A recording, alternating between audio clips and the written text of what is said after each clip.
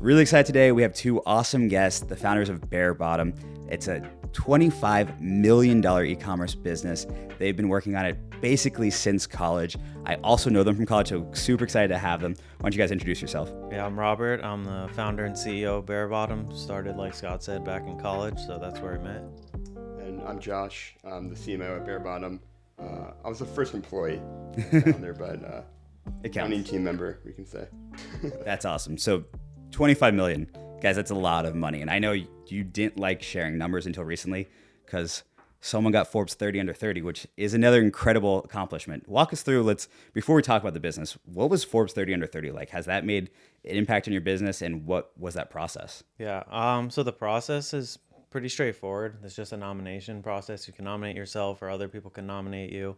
And I got a phone, or I think an email just saying like, hey, want to do your interview, get some basic information. So did that process, talk to them. And I'd done it in prior years actually, but obviously wasn't on the list. This is my last year, 29. So when they called me, I was like, I'm just going to put it all out on the table and be like super straightforward with them, which I typically am, but I just wasn't as nervous, I guess, this time. Yeah. I wasn't really trying to impress anyone. I was just tell them the story, and if they like it, they like it. If they don't, they don't. So then did the interview, and I thought it went pretty well, and had some more to talk about. Was just more forthcoming with information, I think, than in the past. And then got a follow-up, saying, hey, we really like you. We don't publish the list in advance. Nobody knows they're on the list until it's actually published, which I think is pretty cool. Yeah. But they said hey, part of what's so would you be comfortable with us sharing that? And that was something we'd never shared as a company, just because we didn't feel like it was super important to our mission.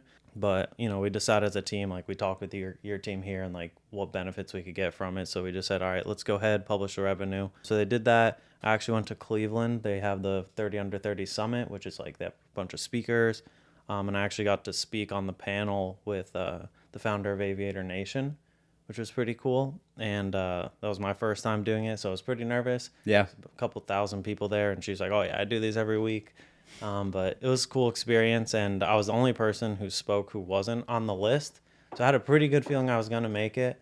But went out there, did a photo shoot and everything, and then finally when the list was published, obviously I found out. But it was a pretty cool experience. Yeah, I mean, it was definitely a goal of mine. I've passed that. So now I think Gator 40 under 40 is probably the next goal for me. You guys are all 100. Yeah, that's a good one. Have you applied to that? We applied this year. I don't know if we got it or not, but that's the next thing I said. So these guys got Gator 100 2 years in a row. 3, right? 3 years. Okay. Yeah, we were showing off a third place. The first year we were 22nd or something. Yeah, 20. Then we got third place. Then we got second place. So we got to get the one spot, but I don't know if it's going to happen this year. I'm just hoping to make the list. Yeah, I want to get the list again. Yeah, the list is cool. It's an awesome event. I'm sure. So all these achievements, have they made an impact in your business? Because you guys are not in a service-based business. Right. You're not B2B. So is it more, just recognition of doing a good job, or is it actually making an impact in sales? I mean, from my experience, I don't think it's had a direct impact. It's nice to get a little bit of the recognition, I guess, for the company and some validation. But really, we get a ton of reviews, ton of interaction with customers. It doesn't impact, like you said, with customers, just because they're not really following that to buy clothing. Right. But I'd say more and better validation is hearing from customers, getting reviews, getting feedback, hearing their stories, social, seeing performance like that. What about you? You think it's impacted sales or anything like that necessarily? I don't think so. We do have a post-purchase survey, and I haven't seen it mentioned yet. Right. But I think it's good on the networking side. Absolutely. Even internally, just to be able to go to these events and meet people and get ideas from them and kind of share our experience there. Well, and on the B2B side, I'm sure it will help if it hasn't, is finding new suppliers, negotiating prices, things like that. It definitely gives some credibility, I guess, that for better or worse comes with this. Yeah. It doesn't necessarily mean anything about how your business is doing, but without publishing revenue, and then, no one really knows your size or abilities or how professional or experienced you guys or your company really is. So I think it'll help with that sort of stuff. That's awesome. So let's Bearbottom. We haven't really talked about it. Tell us what Bearbottom is. Tell us what the vision is. Sure. We're a clothing brand. We sell men's, go-to everyday clothing, basics like activewear, swim. We started out just selling shorter inseam shorts, and swim was our core products. Yeah. And it's actually been about 10 years since we started it. So now we've really expanded our catalog into everyday, shorts, pants, t-shirts, jackets, hoodies, like t-shirts, underwear, socks, everything in between. And we design the product so like anytime we're going to an event and we're not wearing our product, like, okay, we need to make that. So like that's a lot of our product development and what drives it. I like that. And then like for every item we sell, when we started, we donated a pair of shorts to a child in need. So that was like part of the founding principle at the time. Like Tom's was a huge inspiration for me when I started the company. And like I visited overseas factories. My dad was in the business, so I got some exposure. And I was like, there's a huge opportunity here to like give back. So when we started the company, we donated a pair of shorts. Now we've shifted where we're donating a meal for every item we sell. So we're actually going to surpass 1 million meals donated as a company this year. So that's a really awesome, exciting like achievement for us. And then in terms of product, like I said, like we're designing for ourselves. So it makes the product development process a lot easier. Okay, awesome. So you guys crush marketing from my understanding. You got some really good socials going on. You got me with an ad recently. I bought some shorts while I was at the gym, and I love the seamless process we can check out with Apple Pay. I just saw the ad, I clicked it, and I was like, I want this, and bought it. Awesome. I actually got the wrong size, so seamless return process too, so I was able to switch that out. So just the supply chain there is very impressive. Walk us through kind of ad curation, what's really working for you guys. Yeah, I think really showing the lifestyle that we're promoting, living for adventure, travel, and also showcasing the features and the technology in the product. That is something we put a ton of focus in and work into.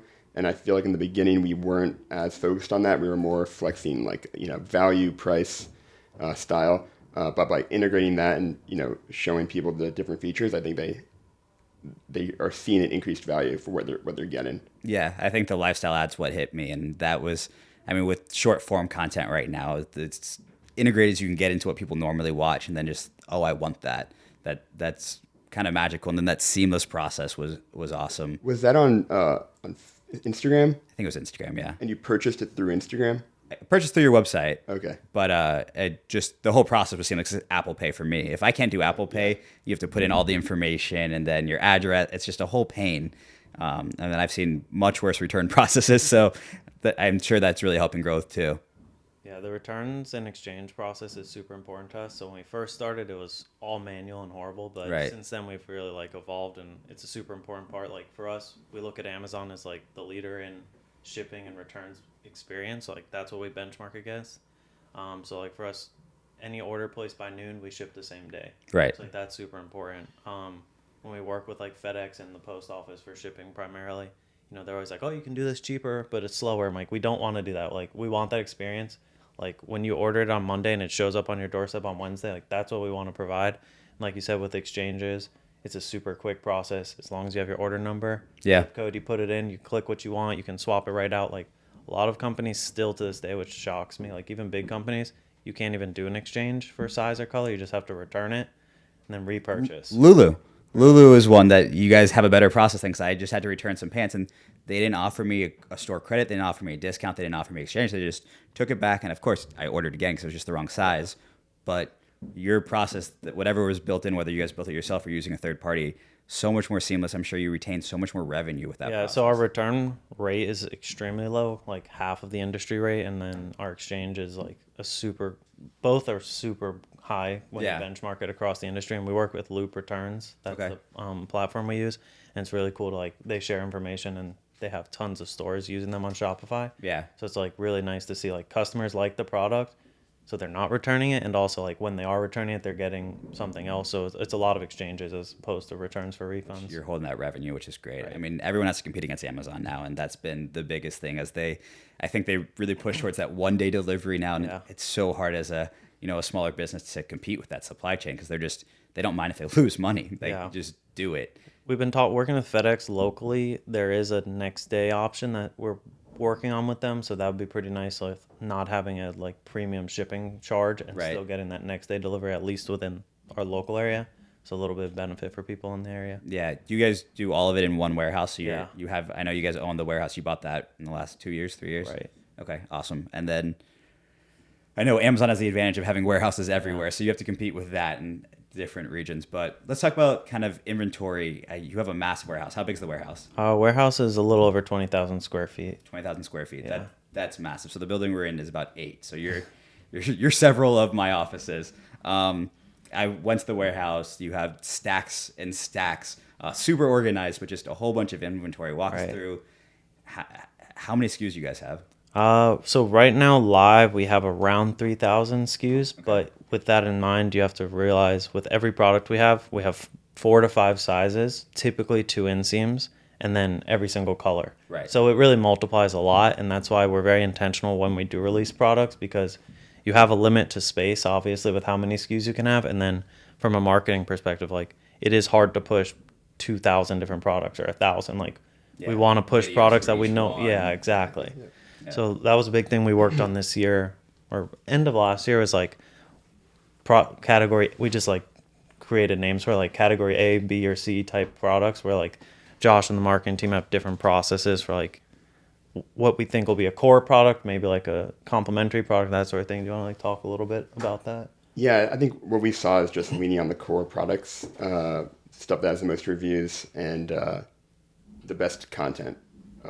Even for a product that maybe isn't our most popular, might perform the best, and people aren't necessarily buying that product. We want to introduce them to like this whole wide catalog of all these new products we're adding.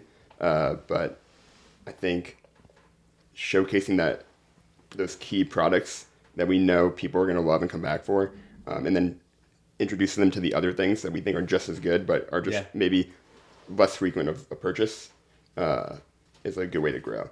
Do you crowdsource content? We do. Okay. What's that model look like? So it's a mix of crowdsourcing and in-house content. At one point, we were almost exclusively just sourcing content from creators. Right. We have someone who manages like all the partnerships with the brand, but we were finding it was very difficult to have quality control, and it's very time-consuming. And so now we've kind of shifted the model where we're working with a few select creators, more really like content creators than photographers. Yeah. Less like lifestyle, and then we're doing a lot more shoots in-house with photographers locally. Okay, that's awesome. So I want to get back to the number of SKUs. So 20,000 square feet of storage. Now, for anyone listening who hasn't done e-commerce, every SKU, I don't know your numbers, but it's very expensive to bring in a new SKU, especially when you have sizes, colors, the design that went behind it. What's that decision process look like when you're investing in a new SKU? Because you said you do a lot of research on that. So there's a couple aspects that go into it. It's nice because like we have a very close team who everyone's cross-functional. Like everyone in marketing knows everyone in the warehouse, goes in the warehouse. So like everybody understands what's going on in the different aspects of the business. So like, for example, our warehouse manager, when we're developing a new product, we'll have them wear test it, because like they're the ones actually not sitting at a desk or doing something. Like they're the ones doing work and like active. So they'll try stuff, we'll try stuff. And when they wear it, like, oh, how many are you ordering? I really like this. I don't like this. Like how many colors? And I'll say, I'm thinking maybe 6 colors. He's like, don't get 6, get 4. It fits better in the space. So, we have that type of conversation. But that's again, funny. Yeah. It's in the space. He knows. Back He's like, to the space. I mean, there's so many little pieces of doing this right. Yeah. So we have 2 different locations in the warehouse. We have like where the pickable items are. So like where they're actually getting the product, and like overflow storage.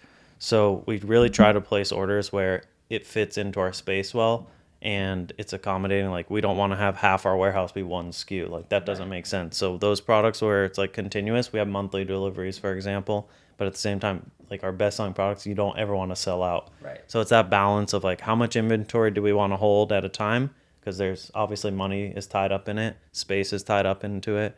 And then at the same time, like if we have an ad take off, like we want to have the inventory so that we're not waiting for that shipment to come.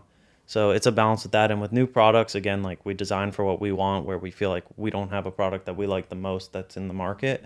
And then with those, we'll try to limit the colors usually, just as like a test. We'll do 2 to 4, maybe if it's something we're really confident in, or it's like similar to something we have, we'll do up to like 8 colors. But limiting the colors, and then once we get that read from our customers, then we'll like go all in on it. But we try to do... We're not fast fashion by any means. Like we want to, if you buy something from us and you like it, one of the reasons people like shopping with us is, for the most part, it's going to be back year after year in new colors, which has been super successful. And Josh has really been pushing that. Like stretch shorts is our number 1 selling product. and I think we're up to like 16 colors now or something like that. I bought something similar. That's Okay. what I bought. Yeah, and that product, like whenever we launch a new color, people are super excited about it because for years we didn't, and they were happy to buy what they liked, and the fit was the same, everything was the same, so they were confident to buy it. But now that we offer the new colors, like it's just something a little bit more to bring them back. Yeah, it's even like very similar colors because people kind of have, I think, the colors you like to wear, maybe at different like neutral tones, but even just having like 2 or 3 different grays or different like brown, beige, people get super excited about it. That's awesome. Have you guys tried doing like a limited release of like a custom design one or anything like that yet?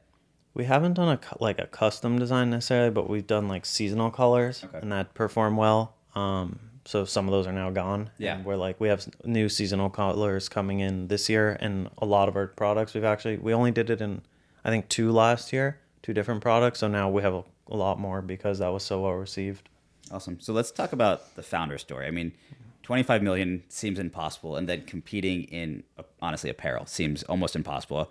I wouldn't want to have to go start this from scratch. How long have you been in business? And then, what started the idea?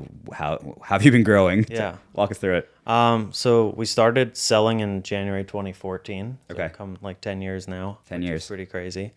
The idea, again, like I said, was in high school, I was shopping in Florida in the winter for shorts because it doesn't get cold here. And I went to the mall. This was 2011.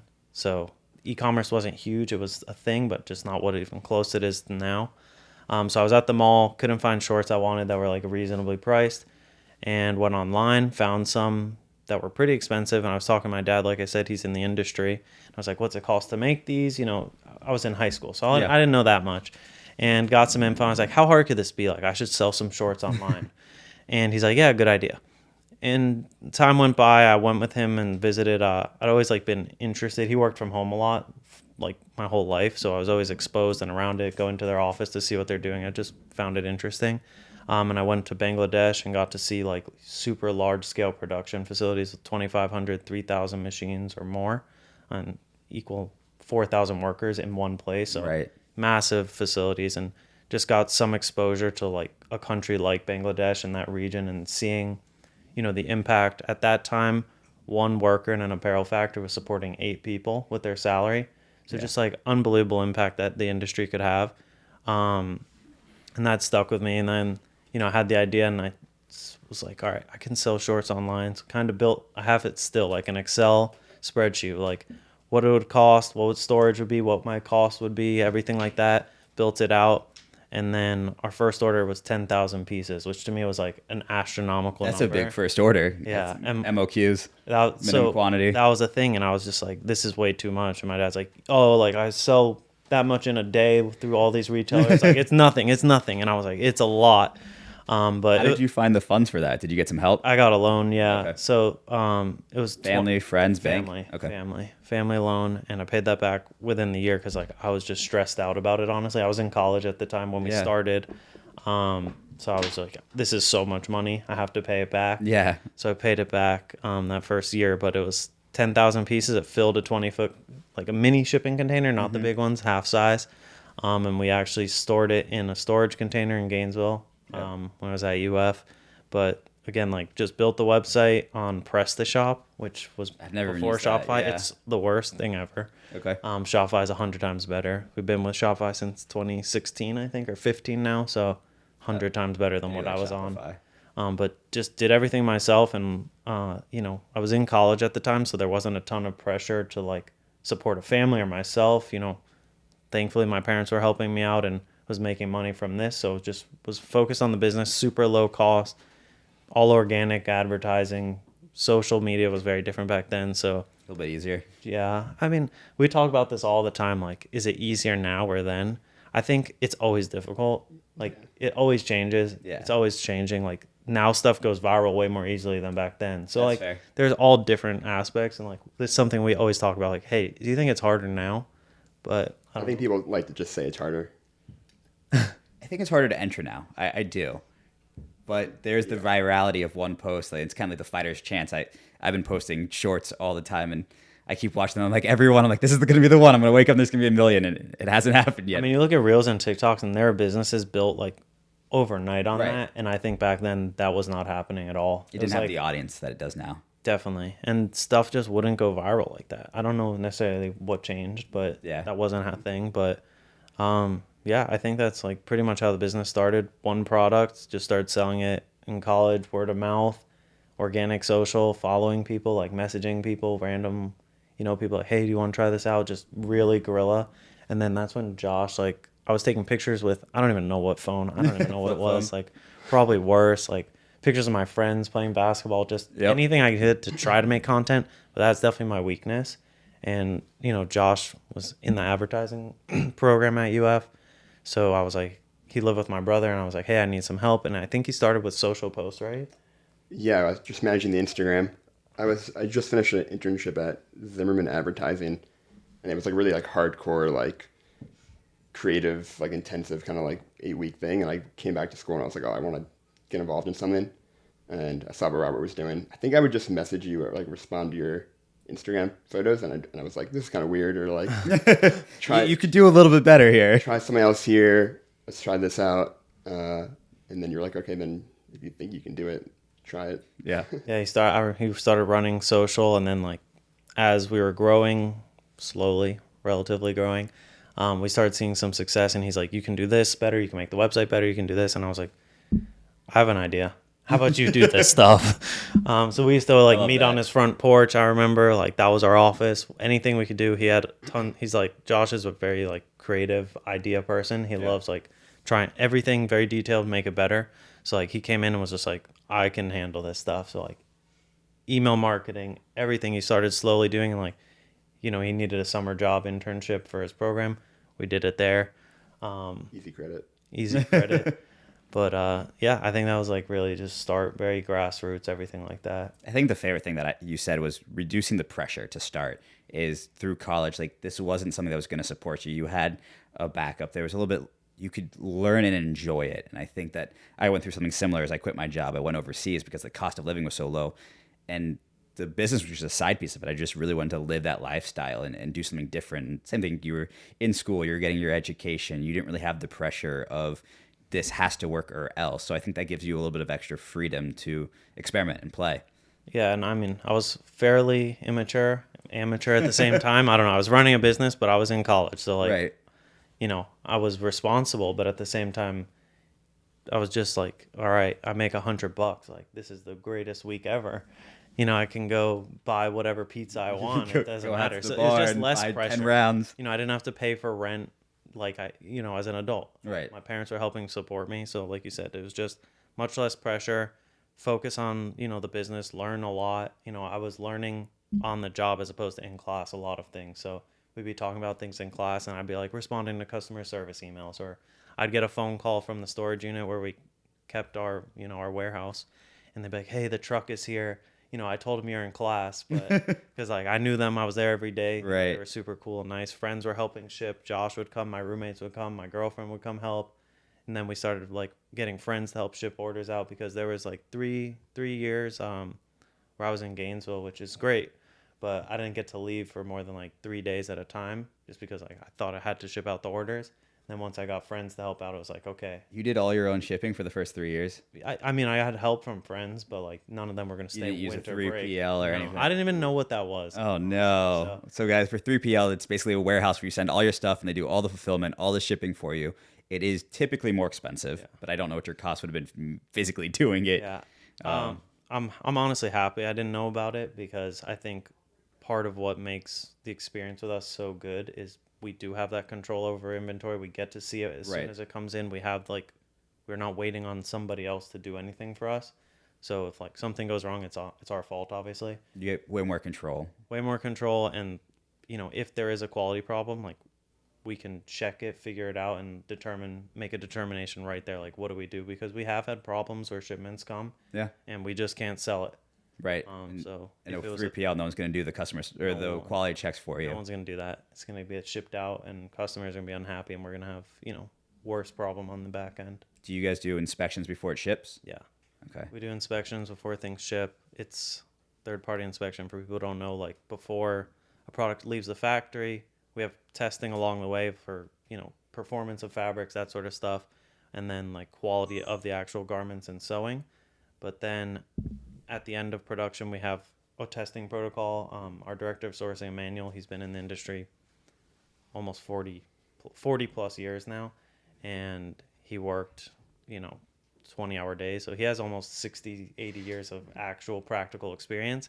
So he's seen everything under the sun. So we have a testing protocol. They do an inspection, but at the same time, like, again, if you're giving somebody who doesn't live and breathe the product, they might miss something. So when it gets to us, sometimes we do have little issues here or there. But as soon as we get the product, we inspect it, like as a last, like, final check, make sure it's all good. We have in-house washing and drying. So like you would wash it at home. We do that sort of testing just to make sure something doesn't slip through, and then we ship it out. Okay, so I want to talk about the advantage you have from going through every step of this process. So it was probably way more painful to ship all these orders and not use a 3PL because unfortunately you didn't know about it. But so many people try to take the easy way out now because they're doing drop shipping and they're using Amazon fulfillment and they're never seeing their products. They never get control of the quality. What impact has touching every piece of this business made? Like I kind of hit on it before, but there's so much cross functionality in our business. It is a small team and everybody knows what's going on. So I think part of that is no one's like throwing something to another department without, they know what they're going to go through with that issue. So everybody understands kind of what's going on, and having a strong understanding of all the processes, I think, helps you make it better instead of like, all right, this silo of a person like only works on the website. We don't have that necessarily. So I think from my perspective, I have a lot of exposure to most of the things we've done or are doing. And then it helps like everybody on the team, I think, just make better decisions, more informed decisions where they know what the next step is, whoever they're passing it on to, how they're going to deal with it. And I think, like our exchange process, it's important to me because I developed it because at the beginning we were just getting emails and like manually making return labels and opening packages and people were handwriting notes. So I was like, this doesn't work. Right. And, It's learning. not scalable. Not scalable. That's the one big thing. Learning how we can do things that are super scalable and super efficient, because efficiency is like one of the reasons we are so successful, I think. Our price point is very competitive, especially in like e-commerce with the other competitors we have.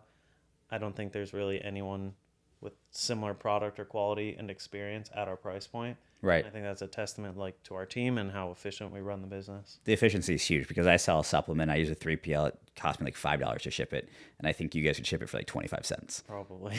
So that's just a massive difference though, because I have to charge that. And then on top of that, I'm paying for my advertisement. I'm paying for all these things that people don't think about. When you buy something, you're not just paying for the product. You're paying for the packaging. You're paying for the shipping. You're paying for the advertising. You're paying for the staff behind it. Yeah. You're paying for the building that it's sitting in. So there's a lot of things that understanding those efficiencies are critical to scale. For us in the service-based industry, we realized this early on as we brought in contractors to run some of our service, and we lost control of the quality, which is kind of what you guys are saying is if you can't control that piece of it and that quality and work on the efficiencies, it's not scalable. It's not going to grow. It's not going to build a good business. Definitely. And one of the things we do a little bit of like outsourcing. Now we're doing more of it is in marketing, where there's like specialty things now that we've grown. I mean, you can talk a little bit about this with like videos and that sort of stuff. Yeah, specifically in video editing, starting to work with freelancers. Things that we know we can kind of hand off and we can explain, this is what we're looking for. It doesn't need to be someone in-house. We can kind of do like the more like important stylistic parts of that in the house, and then let the freelancers kind of take it from there, and we're getting a lot more done. One of the things I hear a lot from the other businesses like we've worked with, when I'm explaining our business, they'll say like, that's all you have on the team? Like, that's the number of people, it's crazy. Or like, oh, and you do all your shipping in-house? I agree. It's crazy. How big is your team? Right now we have about 20 people. Okay. Yeah. But so we're 60 and your revenue is like 5 times ours.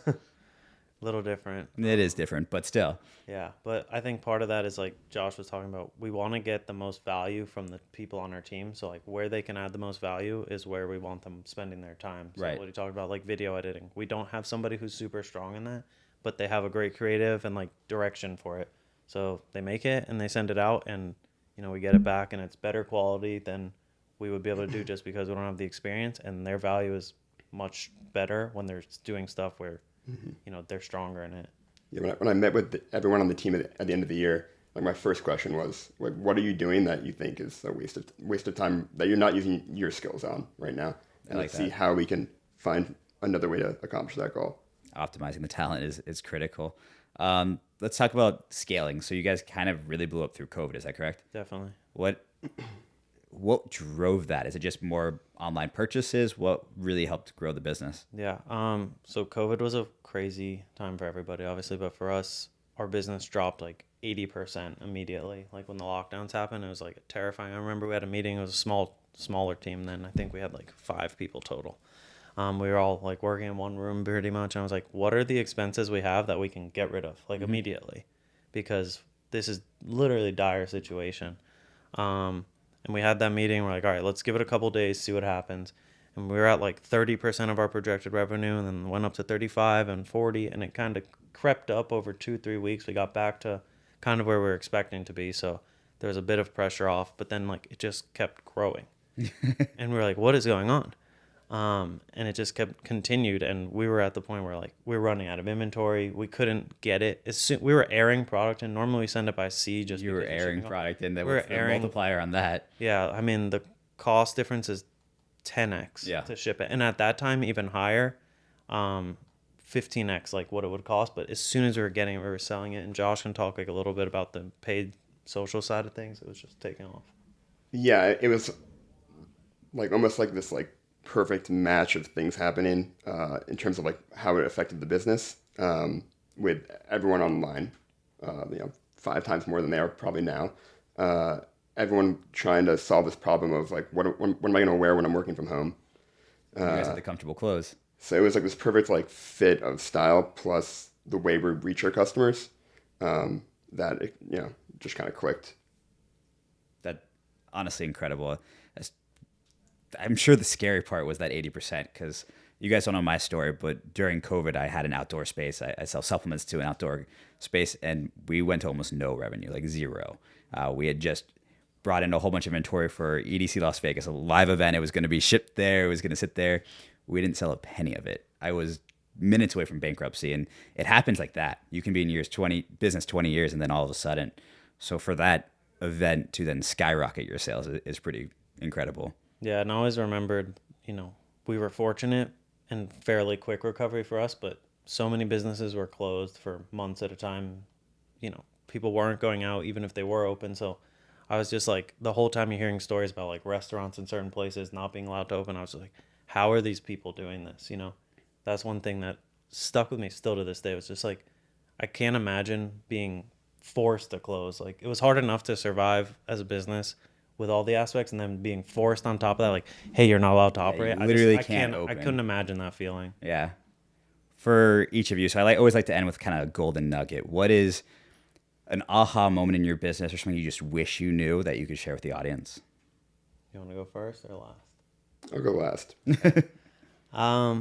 And I know it changes throughout the business, but I'm trying to think. There's a lot of them. But yeah, one big one, or give all of them. I think give it all away. Part of it, it's kind of like a twofold thing. It's any experience that you go into. I used to be like, maybe we'd meet with a supplier who wasn't a good fit, or a company, and I was just like, that was a waste of time. That was stupid. And then Emmanuel, the guy who has 80 years experience, said, stop saying that. Yeah. Take something from every meeting, whether they're not the right supplier for you or company's not going to work. Take some value from that time you spent there and look for ways that you can learn in those experiences. So that was one like mind shift, I guess I had to have, like a mindset change where it's like, okay, I spent time here. I traveled all the way here, whatever it is. Let's see what I can learn from this, even if it's not like a direct fit for us. So I think that's part of it, just finding ways to learn all the time. Yeah, that's awesome. I think for me, just like putting your headspace in the mindset of the customer as much as you can. I think from the start, I wasn't thinking that way. I was like thinking of like the advertising industry and what I was learning in school. What are these cool ads? What do I think looks cool to me? Like, that's a weird idea. But like at the end of the day, is this going to convey the message that we want to convey to a customer? Or are they going to be like, oh, I can see myself living that lifestyle, wearing those clothes? I think it's super important. Awesome. Well, thank you guys for being here. If you guys haven't checked out Bearbottom, it's bearbottom.com, correct? Bearbottomclothing.com. Bearbottomclothing.com. Their stuff's amazing. Really easy checkout, really easy returns, exchanges. Go check it out. Thank you guys. Thank you. Thank you.